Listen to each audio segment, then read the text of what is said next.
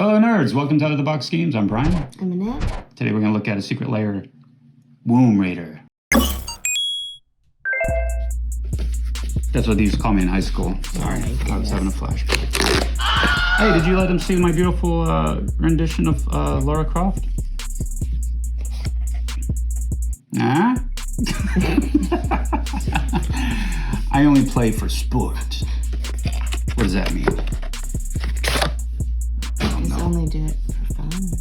So this is a little more subdued and basic, but it's, that's the style of Womb Raider, right? Kind of like gold, Aztec gold thing going on, right? Sure. All right, multiverse crossover. What does Tomb Raider have to do with Magic the Gathering? Is it relatable when you really think about it? Is it? I don't know anything about it. I think I played this game like the original PlayStation, or no, I think it was on computer actually. Wow, it was a PC version of the game. Actually, so before it was even probably on PlayStation.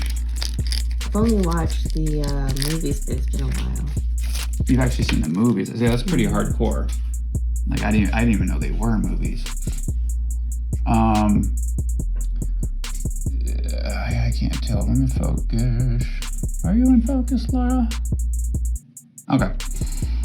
Lara Croft, Tomb Raider. So is this original? It's not a reskin or anything? Looks like it. I don't see any other name or anything. Sometimes they're sneaky about that. They did that with the Street Fighter 2 cards. They were reskins. Oh. But they didn't have the original names. Yeah. So originally I was like, oh, cool. They actually made new cards. Well, she's mythic. She's a mythic 3/4 human ranger. Legend. So I guess this could be a commander. Mm-hmm. First strike, reach. Whenever Lara Croft attacks, exile up to one target legendary artifact card or legendary land card from your graveyard and put a discovery counter on it. You may play a card from exile with the discovery counter on this turn. Okay, and then it has raid. At the end of combat on your turn, if you attacked this turn, wow, this is redundant. At the end of combat on your turn, if you attack this turn, create a treasure token. Okay, so it does multiple things. It has first strike and reach.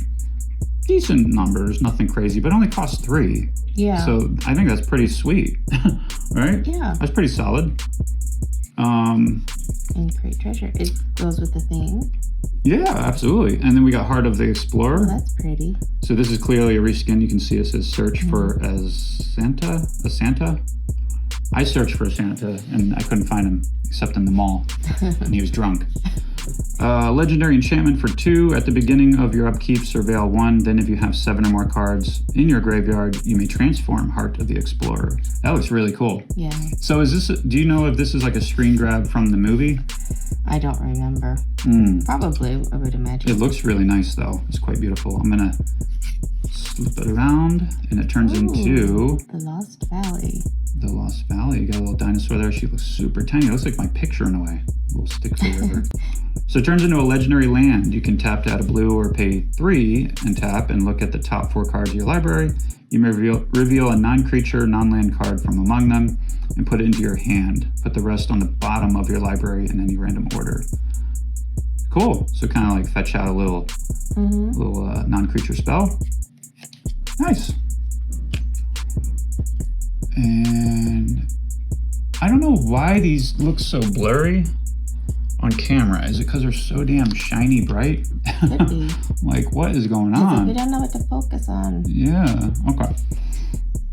I don't know why my hand's so shaky. Like, it's not like I had coffee or anything. It's like, what's going on? I'm having a stroke. Storms of Yamatai. Yamatai? What's that mean? I don't know. Avenger, or no, it's a reskin of Anger of the Gods.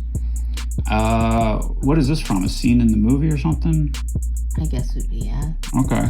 It's been so It must have been very memorable. There was nothing about it. It's been years since I've watched either one of the movies. Okay. So you pay 3 for this sorcery, and it says Storms of Yamatai deals 3 damage to each creature.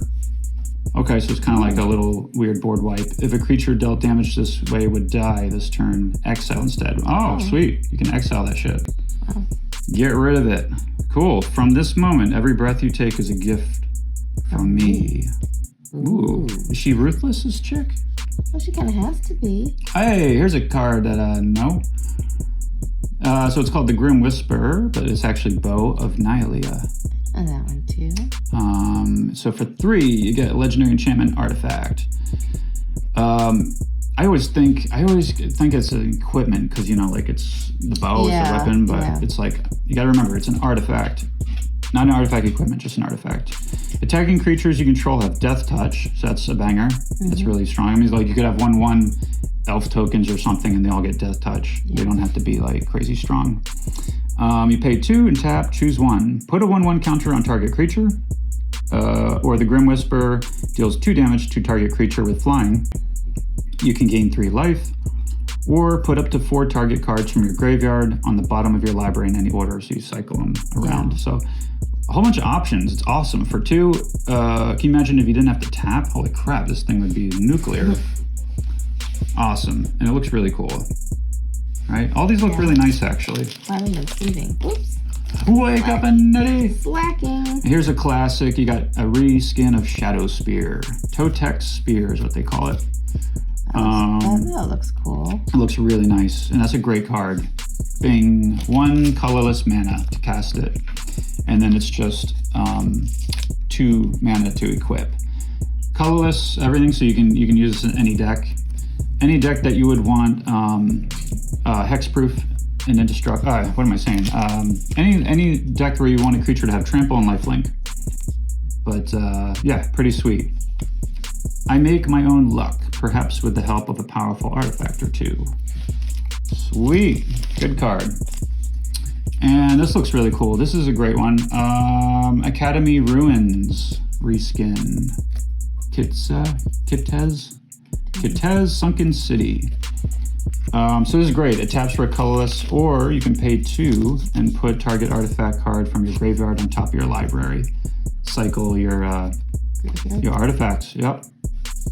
Awesome. Really straightforward. Love cards like this because they're useful and they're very straightforward. You don't have to read like a whole blotch of text, whole chapter.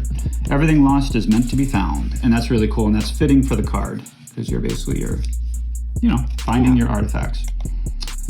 And then they throw in a little treasure token. Sacrifice this artifact, add 1 mana of any color, because in the game you search for treasure, right?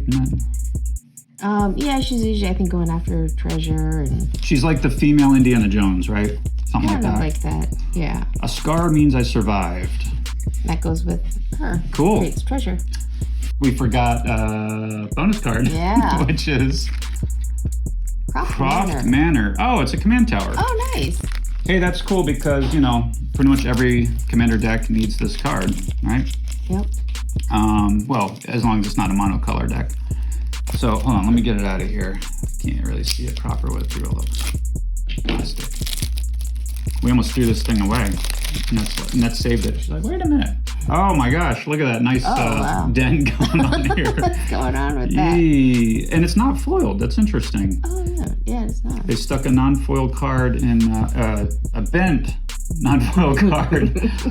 Okay. Anyway, so it's Croft Manor. That's cool. She's got like a whole mansion going on. Yeah. Yeah, you tap this to add 1 color. Add a mana of any color in your commander's identity. So for her, you got green, blue, red. Awesome. Not bad. Kind of a cool drop, especially if you're a fan obviously of this. I'm not even a fan of it, but I like the cards.